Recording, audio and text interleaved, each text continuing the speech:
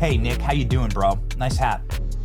Yeah, appreciate it, man. Yeah, I'm actually typically I'd be on the street doing this thing, but two things. I can't go alone because they'll probably just shoot me or whatever. And Yeah. secondly, we were out until like 3 o'clock in the morning last night out there at the new autonomous zone, the new CHAZ.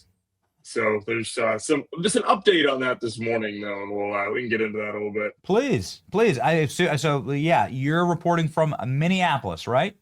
That is correct. We're on the ground here in Minneapolis, and it definitely feels behind enemy lines. It kind of is behind enemy lines. Anywhere in the Minneapolis St. Paul area, I mean, look at this freaking loon of a mayor that they've got out here. And you know the police force out here. We called 911 the other day as we were being chased down the road, and they told us to basically screw off. Yeah, it's sad to see this stuff happening in an American city, but it's also not surprising. I mean, Portland is a very similar way, and I guess we're going to find out if they're going to pop off tonight over this Trende Aragua guy that got shot by Border Patrol after he tried to run them down, and is now in FBI custody. So are they going to try to make a martyr out of him, man? I mean, that'd be interesting. Force them to do it. Force them to eat it. Do it. Like, I want, make heroes out of these people. We were in Portland, bro, and we watched these rapists get arrested, these criminal alien rapists, and they're sick people. How could you possibly defend this? There is no explanation. There's no explanation as to how any of these people make our country better. And as you said, quite famously in front of the Leering Center, they're trespassing in our country. Yes, I did say that. Felt very good to say, Benny. I'll be honest with you, man. And I don't know if you saw this. Bovino last night was going around arresting people in front of the Leering Center. Just I've been waiting for this day for a week and a half now. And he went around, and they're going to do more operations in what we call Little Mogadishu. And Little Mogadishu, though, man, is not nearly as little as it used to be. You now have what was previously called the Mall of America. It is now here known as the Mall of Somalia. And you got to go check that place out at some point. I'm just not going to tell anybody when I'm going there because it's wild. Maybe you should shave your goatee, wear some glasses, you know what I mean? You with the Border Patrol hat on is a little on the nose, bro. You make it kind of easy to find you. I know I texted you a couple of times, like, you have got to get security.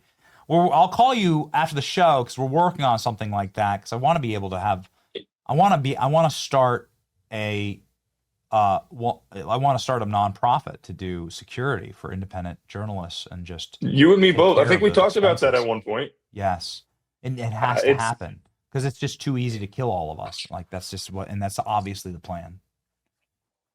In some situations, depending on how volatile it is, I mean, it can be $2,000 a day.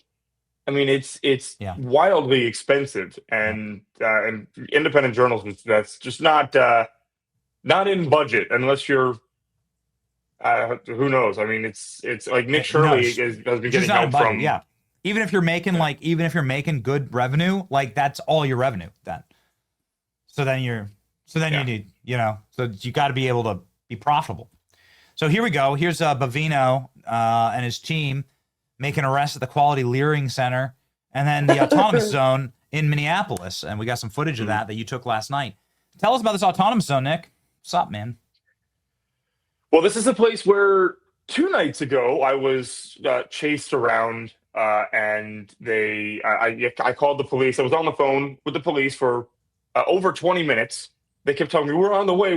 I mean, you can hear death threats being screamed at me in the background. It's all on video. And then after that 20 minutes, they called back and they said that they weren't responding unless I moved to another location, which is a little bit difficult when you're being mobbed.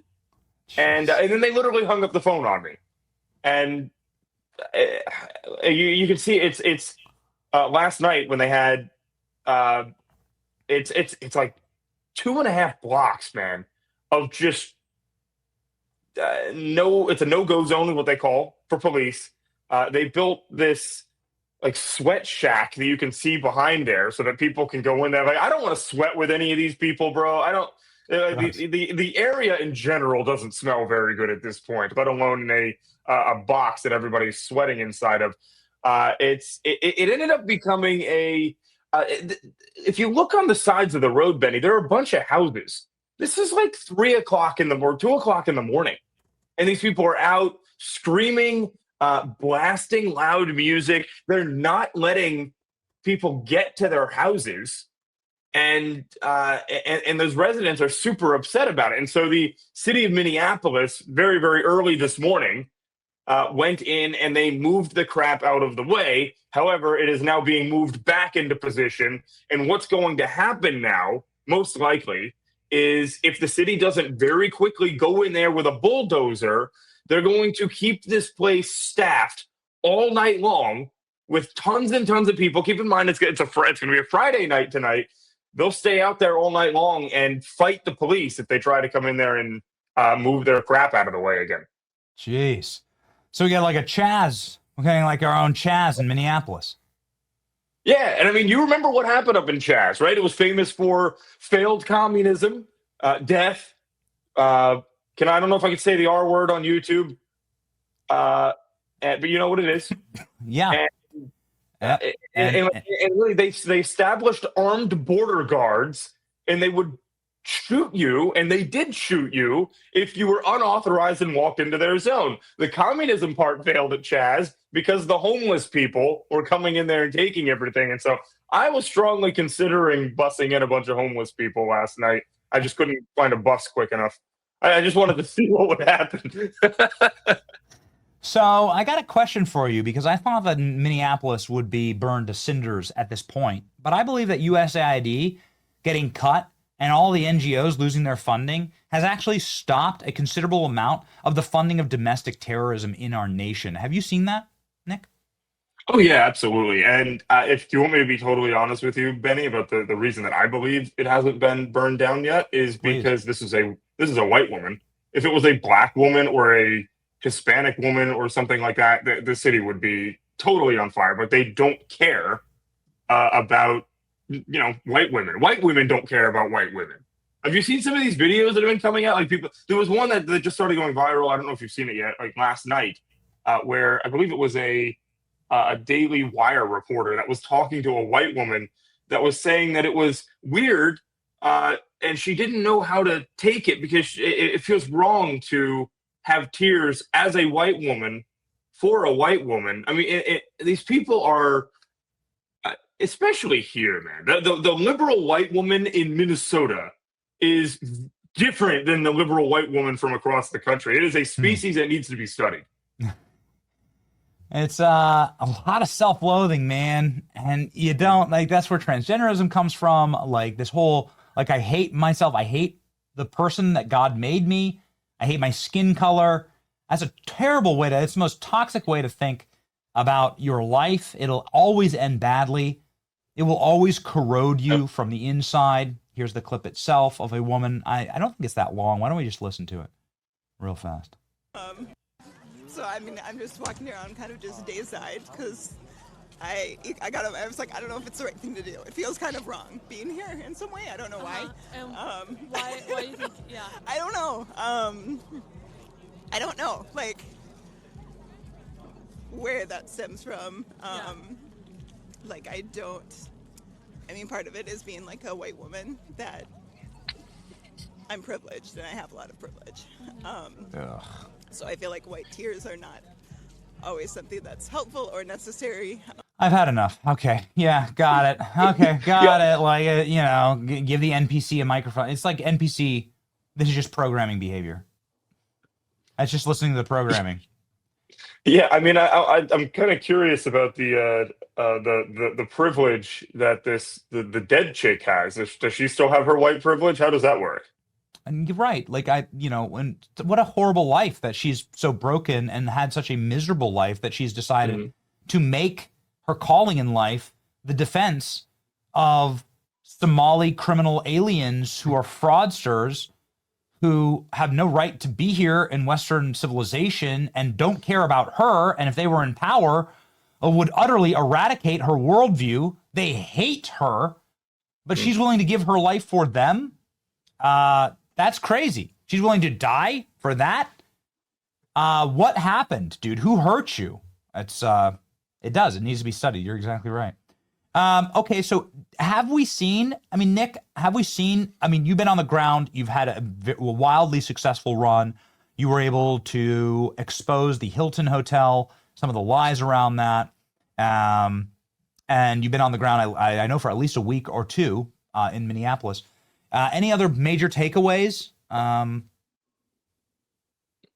mean, you can definitely feel outside of. Typically, I don't stay in or around Minneapolis. I stay like an hour away from there because that's much safer territory.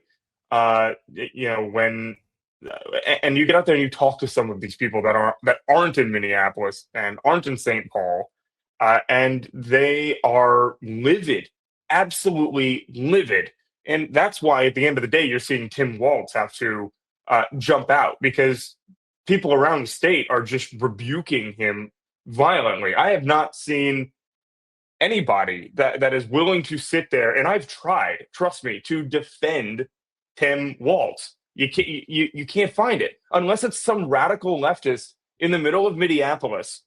His approval rating outside of the Twin Cities is, you know, about the same, maybe a little lower than toenail fungus. Like it's really a satisfying thing to see, but it kind of reminds you the entire state is not lost. It's you have a lot of great patriots outside. It's just this little area. Little Mogadishu is actually not very little. It spreads 30 minutes outside the city. So that hotel, that Hilton Hotel, right next door, there's a Walmart.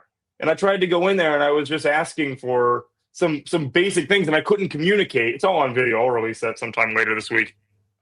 And they just couldn't tell me because they couldn't talk to me.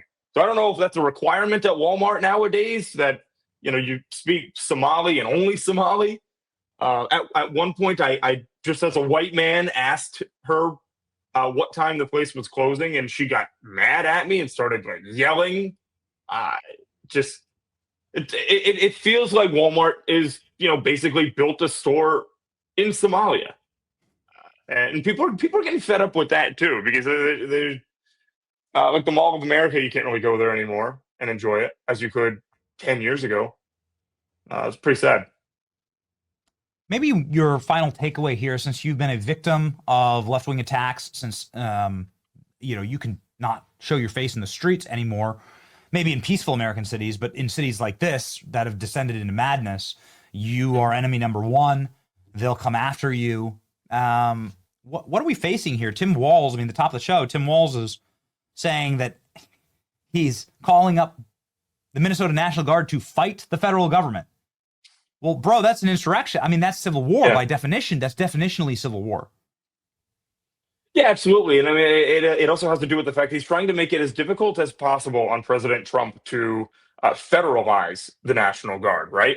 Because what he would do, Tim Walz would say, no, I'm already handling it. I've already authorized them myself. And then he'd go to one of these activist judges and get an injunction against Trump real quick to stop him from taking over the Minnesota National Guard.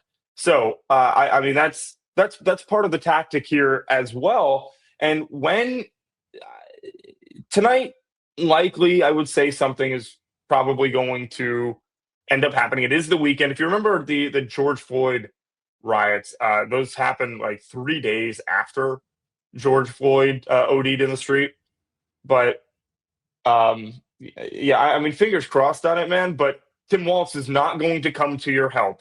He's not going to come to my help if somebody like me is on the street. I know there are other people like sort of similar to me that are now out here, thank God. When the first few nights I was out here, man, I was alone. Totally alone. It was driving me crazy. And that's why I was making those angry posts on X about, you know, no support. Like nobody else is out here. Like the left, man, they're so good at mobilizing immediately. Their backers are right there, ready to go. And they have strength in numbers. We have the numbers. We just don't have the people that are willing to put their money where their mouth is. That's right. Strength in numbers. We don't have the strength. That's exactly right. Let's work on fixing this, Nick. I know that we've been trying to do it for a while, and I would like to fix this problem and give people an opportunity to be able to fund security and to be able to fund this journalism, which is, of course, like what people have done throughout all time. Like there have been people who believe in journalistic missions, and these are the kind of missions that actually save the country. And this is something that we have to build. We have to build it. Yeah, I'll call you today, Benny, bro. I will just say the most important part that I want to highlight for the audience as to why independent journalists in this situation, especially, is so important, is because as soon as it gets a tiny bit dicey out there in the streets, legacy media packs up. They're gone. You're not going to see the crime, the fires, anything. And if you do, you're going to have CNN saying that it's mostly peaceful and lying to your face. And so that's where we're important. That's why it's important that we're out there and that, somebody is there to like watch our back, because these people, if they know the cops aren't coming, they have no problem hurting you. Yeah. Yes. I mean, man, do you really want to do Black Hawk Down 2, right? In Minneapolis. And it's journalists like Nick who prevent it because he is on the ground showing exactly what's happening. He doesn't miss anything. I've worked with Nick for a long time. He's one of the best in the business. You absolutely must follow him. That's one way of supporting him. And then we're going to come up with other ways to make sure that we support and keep alive our independent journalists who are saving the country. Godspeed, Nick. You're the man, Benny. Appreciate you. See you, bro.